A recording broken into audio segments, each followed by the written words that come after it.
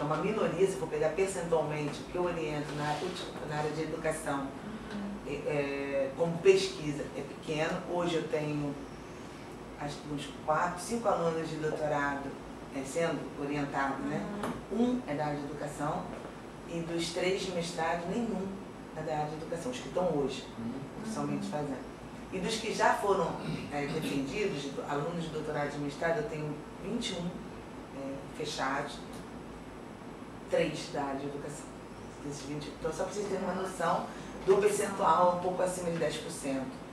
Em média, é pouco, considerando que a gente, de 4 áreas, uma delas, ou seja, 25% do que a gente faz seria na área de educação.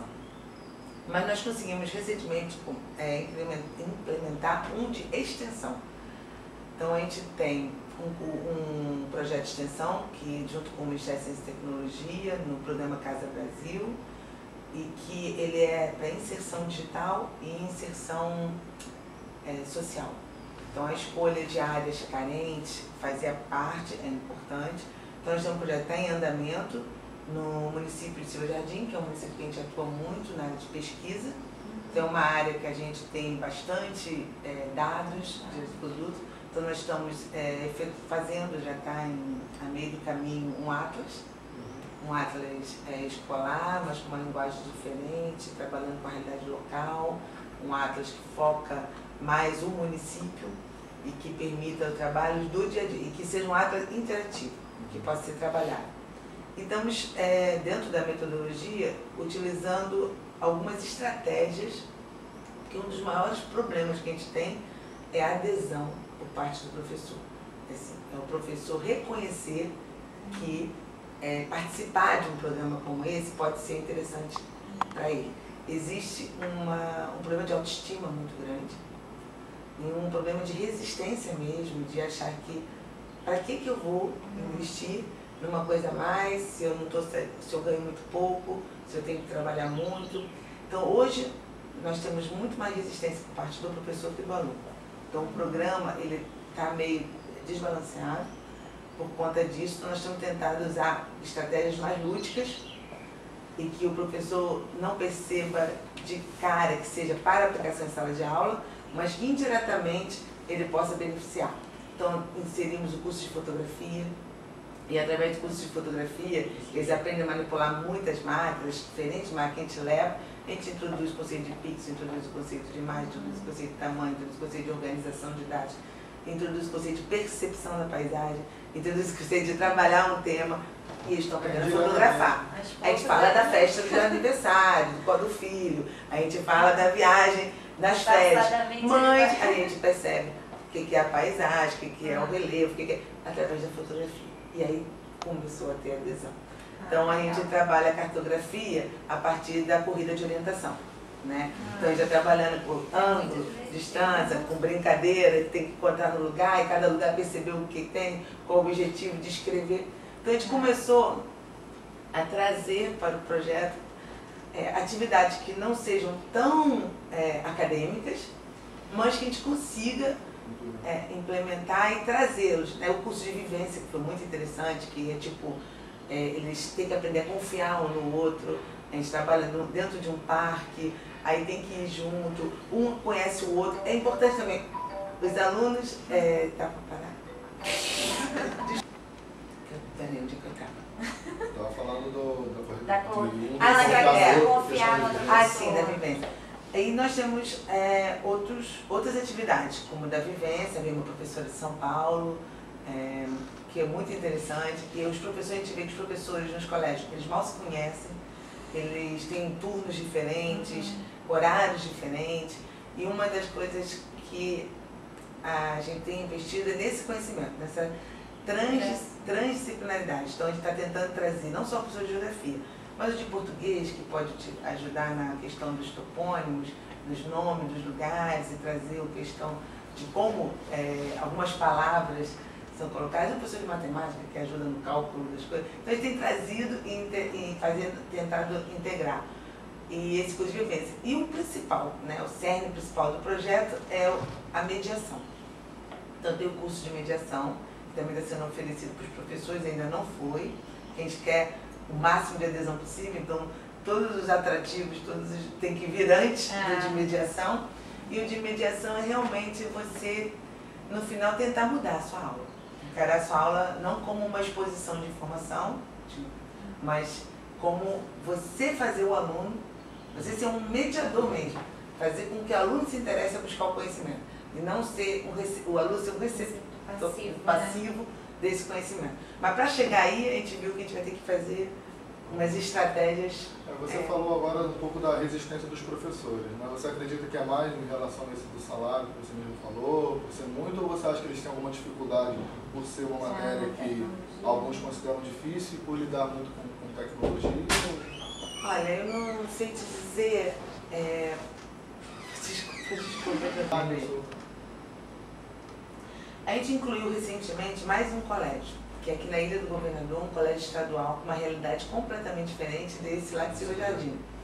Então, são professores que estão dentro da região metropolitana, com outro tipo de formação, com outro tipo de realidade, um colégio muito bem estruturado em termos de recursos mesmo, e com um projeto interno, que esse colégio não foi inserido via esse programa do Ministério da Ciência e Tecnologia, então tem recursos próprios, colégio, a partir do investidor próprio, e mesmo assim nós estamos tendo uma dificuldade muito grande. Então muitos professores são jovens, provavelmente passaram, nós estamos fazendo agora, entrou agora, tem um mês basicamente que começou nesse colégio, a gente vai fazer agora um questionário para tentar entender essa resistência. Porque muitos professores, pela idade que têm, provavelmente já passaram por essas disciplinas quando fizeram o curso de geografia. Já estão habituados com a tecnologia também. E já estão mais habituados. A gente tem tentado inserir também o Google Earth, que é depois da mediação seria um grande apelo, porque também é bastante visualmente, pode ser trabalhado de diferentes formas, com diferentes aplicações, e é uma coisa fácil de você obter, ter acesso, e mesmo assim estamos tendo muitas dificuldades. Então a gente ainda não sabe a razão efetiva. A gente sente que existe um desânimo muito grande, como uma falta de você acreditar mesmo. Acreditar que isso possa mudar alguma coisa. Isso vai fazer diferença? Essa é a grande, acho que é a pergunta que eles fazem. Isso vai fazer diferença? Eles mesmos, a gente tem percebido, mas isso é questões pontuais, a gente tem que fazer um questionário padrão para saber o quanto que isso percentualmente representa. Não adianta falar com um ou outro, mas pontualmente a gente tem percebido coisas assim. Olha, quando eu me preparo muito com a aula, invisto muito, eu mal consigo passar 10% desse conjunto, porque os alunos não estão recebendo. Bem, então assim, há um problema da mediação, ou seja, você tem que mudar a estratégia.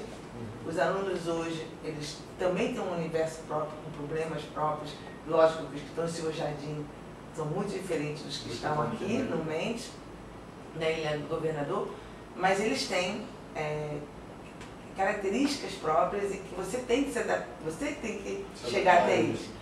E existe uma resistência, o professor tem um padrão de como passar essa aula, que não quer dizer que seja um padrão ruim, é um padrão convencional, é um padrão universal e é um padrão que pode estar até agregado de muito conhecimento, mas ele não consegue alcançar, atingir.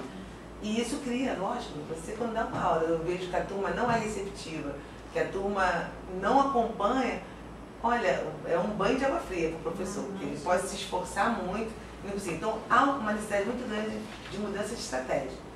E esse professor, eu acho que mesmo que o salário não seja o adequado, que ele trabalhe muito, se ele tivesse, assim, uma resposta positiva, você tem uma injeção de ânimo. Mas com certeza essas três coisas atingem, quer dizer, a falta de ânimo pela falta de resposta. Os indicadores são ruins, muito ruins, né? Você vê isso pela avaliação. Você tem a questão do salário, a gente sabe, isso aí não precisa se comentar, que é muito aquém do que deveria ser. E tem a questão de que é fruto desse próprio salário ruim. Como o salário não é bom, ele tem que trabalhar demais. Então, o professor trabalha, a maior parte deles, mais de 40 horas semanais. E aí falta tempo falta tempo de preparo, de você se aprimorar. Então, assim, é um conjunto de fatores que dificulta muito. 3 está valendo. Agora, professor, uma pergunta um pouco mais, talvez um pouco mais pessoal, né? A gente queria saber por que você escolheu a geografia e, além disso, por que você trabalha com essa questão das geotecnologias? Bem, isso é quase uma história de uma vida, né? Eu, assim, desde que me entendo por gente, eu sempre tive uma atração muito grande, não digo pela geotecnologia, porque na época nem informática tinha, né? Mas pelas geociências. Por isso que eu acho que eu permeei em tantas e tive dúvidas em tanto. Eu sou técnica em meteorologia, comecei aí com 14, que eu já escolhi uma geotecnologia, uma geociência. E aí eu fiz no Cefet, durante 3 anos, o curso técnico em meteorologia. E quando tive que fazer o vestibular, eu fiquei muito na dúvida. Se daria continuidade à meteorologia, se buscaria na geografia, se ia para geologia. Eu sabia que seria uma área das geociências. E acho que muito por ser jovem, os amigos estarem todos escolhendo a continuação da meteorologia, eu vim para a meteorologia aqui na UFRJ. Mas descobri um ano que não era bem o que eu queria, aí acabei trancando, e aí escolhi a engenharia cartográfica, que também fazia parte da geociência, só que na UERJ. E lá eu fiquei durante mais 5 anos para formar na engenharia cartográfica. Depois disso, e trabalhando com cartografia, aí a informática começou a surgir e se fortalecer bastante. Eu já estava trabalhando, eu fiquei um tempo trabalhando, não emendei mestrado com a graduação. E aí, então, quando eu já estava achando que precisava saber um pouco mais daquilo, todo aquele conjunto de tecnologia que estavam surgindo, ainda nem se comparando ao que a gente tem hoje, né? Estou falando início dos anos 90, final dos anos 80, início dos anos 90. E eu falei, nossa, eu preciso entender um pouco isso, porque isso parece realmente que vai fazer uma diferença mais à frente. E aí, na época, não eram muitos lugares que tinham essa opção. E eu acabei escolhendo no IME, no Instituto Militar de Engenharia, tinha um curso de Sistemas de Informação, e dentro de uma das áreas de aplicação era a questão geotecnológica. Fui para lá, fiz, isso abriu o primeiro contato com os arquivos da vida, o Arquinfo, não tinha o Arquivio, era o Arquinfo, o Intergraph, o Plataformas Intergraph. Eu comecei a mexer com esse arsenal, o sensoramento remoto, não se tinha esses programas, não se existia Spring, então a gente tinha que construir o próprio programa. Nós fazíamos o programa, o professor Chaves, vocês têm que desenvolver um programa que consiga ler uma imagem, gerar uma composição colorida, fazer um filtro de detecção de bordas e uma correção geométrica.